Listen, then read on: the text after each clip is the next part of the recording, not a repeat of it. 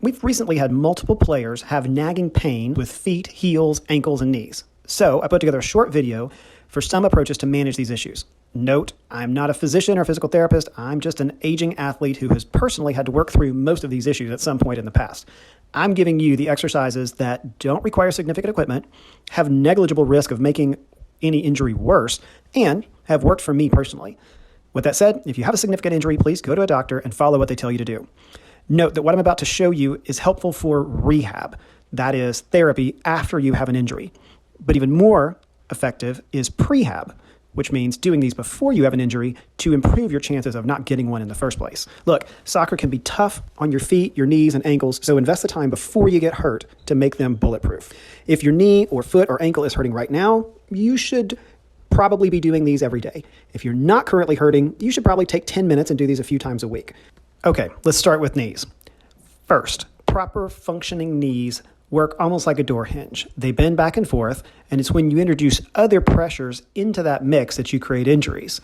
So most important is gaining mobility in your hips and ankles. When those are not moving as they should be, the knee has to compensate, and doing that for long enough leads to issues. Second priority after hip and ankle mobility is to gain strength and control in a loaded knees over toes position. The two exercises I'm going to show you focus on that. The first exercise is a version of a step down. Some people call this a Patrick step up. I've also heard it called a Peterson step down. It's very simple to do. You stand on an elevated surface and you gradually, under control, lower 1 foot down until your heel touches the ground, then push back up. Keep your standing foot flat and ensure you go slow and under control. The heel of your descending foot should just kiss the ground. In this video, I'm doing this on a pretty high surface, about 7.5 inches. Don't do that. You should start at about 3 inches high. Start with 3 sets of 10 on each leg. The second exercise that will really help and will really make you feel goofy is reverse incline on a treadmill. If you don't have a treadmill, you can do the same thing. Just go find a long, steep hill and walk backwards up it. Right here, I have my treadmill set at a 15% incline, which is the highest it will go, and my speed set to 1.2 or 1.5. That is very slow. This is not a race.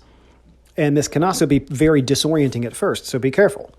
All you do is walk backwards up the hill or up the incline in a balanced, controlled manner.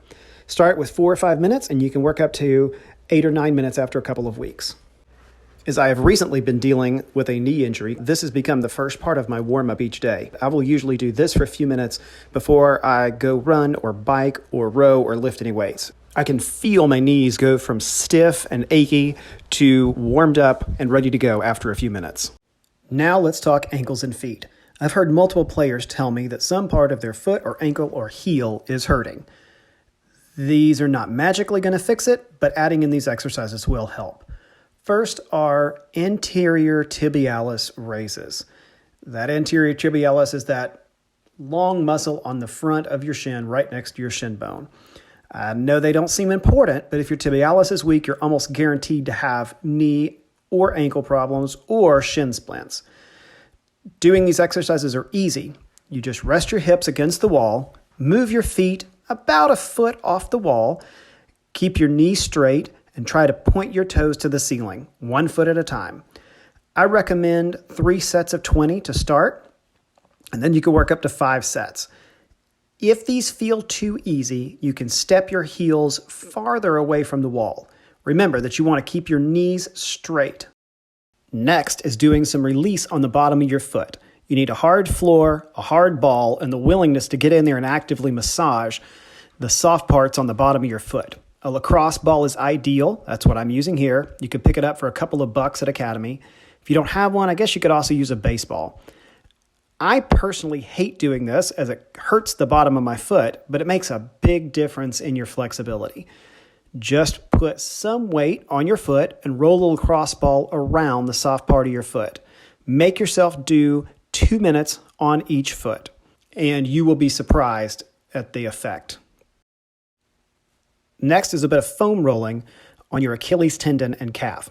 If you don't have a foam roller, Anything the size and shape of what I'm using here will work. You can use an unopened 2-liter bottle, a Nalgene water bottle, or something similar. You need to roll this in 2 ways. First, you're going to see me rolling up and down the muscle of my calf. Then here, I'm keeping my leg in one place on the foam roller and rolling my leg to knead across the muscle fibers. You want to do both of those all the way up and down your calf and your Achilles tendon. If you really want to load it up, you can lay your other leg over the top of the leg that you're rolling to add a little bit of weight. That makes it much more spicy. Do this for a minimum of 2 minutes on each leg. Fourth, and what we've been working up to, is to try to gain greater dorsiflexion in your ankle. Stand up against a wall, and you want to start with 1 foot some distance from the wall. You can see me here measuring about 3/4 of my other foot as a starting point.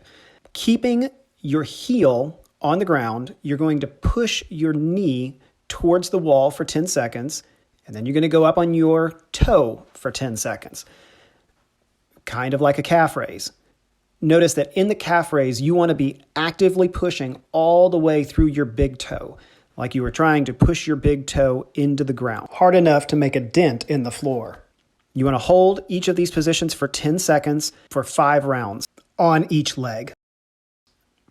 Remember, keep your heel on the ground. If you get so aggressive to try to touch your knee to the wall that you pick your heel up, you're not doing yourself any good. Last one is a bonus. These are called towel scrunches. All you need is a towel and a hard floor surface. Right here, you see me demonstrating with my hand what I'm about to do with or try to do with my foot. You lay the towel out on the floor, step on it with about half your foot, and then only with your toes try to scrunch the towel up gradually until the entire towel is underneath your foot. Most people wear shoes 90% of the time that they're awake, and we don't do much to activate or strengthen our feet. This exercise helps. I recommend starting out with 2 towel scrunches per foot. That's what I did while making this video, and I could definitely feel some burning in the muscles within my feet.